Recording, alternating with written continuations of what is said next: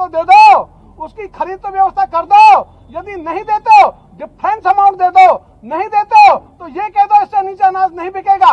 घोषणा तुम कर रहे हो और संसद में कह रहे हो ये हमारी गारंटी है, न्यूनतम समर्थन गारंटी का कानून है, तो तुम्हारी गारंटी फुलफिल करो ना भाई। गारंटी भी दे रहे हो, पूरा भी नहीं करे, ये किसानों के साथ धोखा है। इस धोखे को किसान सहन नहीं। किसान कमाई छोड़कर लड़ाई को विवश है, घर बार छोड़कर सड़क पर बसेरा बनाने को विवश है, और ये पूरे हिंदुस्तान का चित्र है। आज चाहे कोई किसान घर में है चाहे सड़क पर है, हर किसान आंदोलित है, सब किसानों का आंदोलन है। इसलिए सरकार जल्दी चेते और अन्नदाता कहते हुए भी इसके साथ ऐसा व्यवहार नहीं करे कि हम तो सम्मान निधि दे रहे हैं। अरे तुम सम्मान निधि देते हो 6,000, हमारा बाजरा खरीद लो 10 क्विंटल, 10,000 एक्स्ट्रा मिल जाएंगे, तो अब 10,000 हमको 6,000, इसलिए 10,000 हमारी जेब काट कर 6,000 देने की बात करती है सरकार। इसलिए मैं कहना चाहूंगा सियासत उस इस तरह राज करती है, आंखें फोड़ती है और चश्मा दान करती है। धन्यवाद, सभी को राम राम।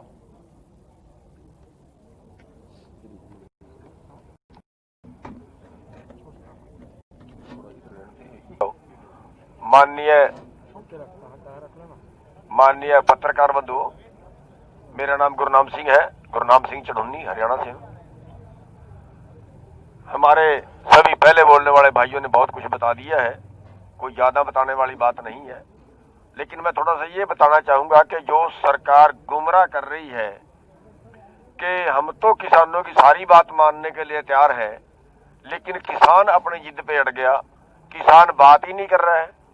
पहली बात तो उन्होंने जितने बार हमें बुलाया हम उतने ही बार बात के लिए गए, और अब भी जब बुलाएंगे जरूर जाएंगे। हमने कभी इनकार ना तो किया है ना हमारा करने का कोई राय है। एक बात। दूसरी बात, सरकार ये कह रही है कि ये कानून किसानों के पक्ष में है, किसानों की समझ में नहीं आ रही। जब सारे देश का किसान इनको नकार रहा है तो सरकार हमारे ऊपर जबरदस्ती क्यों थोपना चाहती है? इसके पीछे क्या राज है? हम अपना भला नहीं करवाना चाहते, सरकार जबरदस्ती क्यों कर रही है? अगली बात मैं कहना चाहूंगा कि बड़ा प्रचारित कर रहे हैं कि तीनों कानून ठीक हैं, हम मानने के लिए तैयार हैं, और एमएसपी तो हम जैसे है वैसे रखेंगे। एमएसपी तो हम तोड़ ही नहीं रहे हैं, एमएसपी पे तो गुमराह कर रहे हैं लोग। हमने 8 तारीख की मीटिंग में अमित शाह जी से सवाल किया था, बड़ी अहम बात है। अमित शाह जी से सवाल किया था कि एमएसपी के 2 मतलब हैं, एक तो एमएसपी तय करना और दूसरा है एमएसपी पर खरीदना। आप तय तो करना जारी रखेंगे,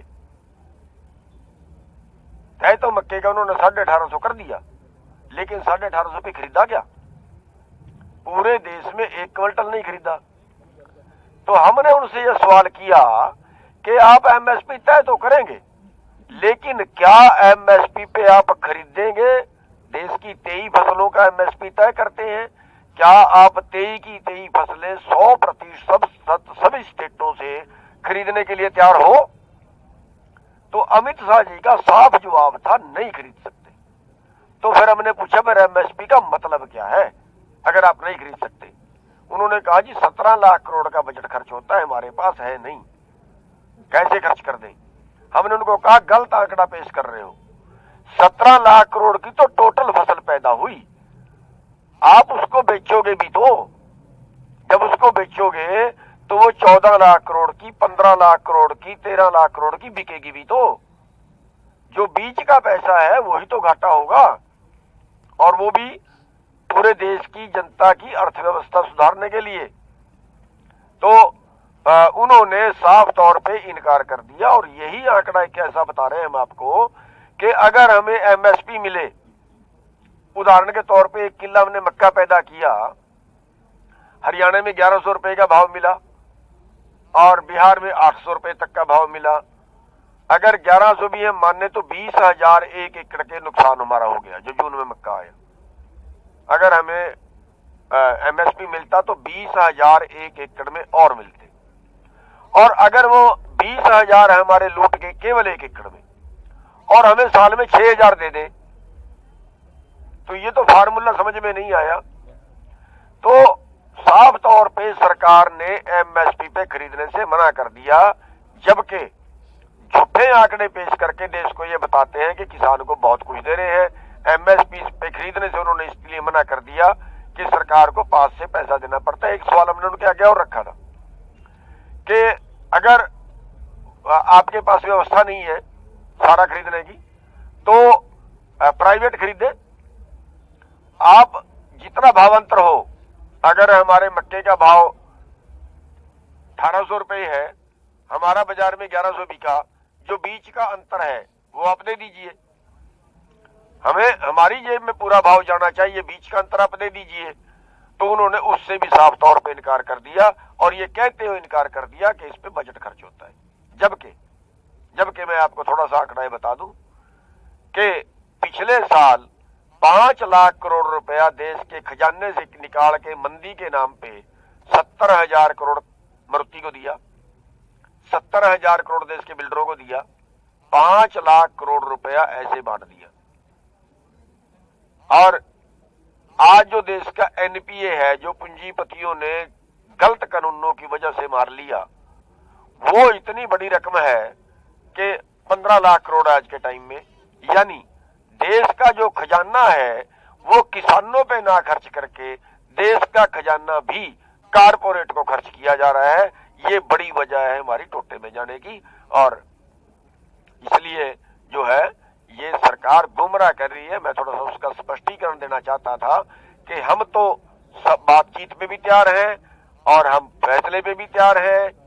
एमएसपी की गारंटी सरकार दे। सबसे पहले तो प्रधानमंत्री जो रोज बोलते हैं उनको अपने बयान में कहना चाहिए कि हम 23 की 23 फसलें 100% एमएसपी पे खरीदने के लिए तैयार हैं। ये उनको बताना चाहिए। वो मन की बात करेंगे 27 तारीख को। धन्यवाद।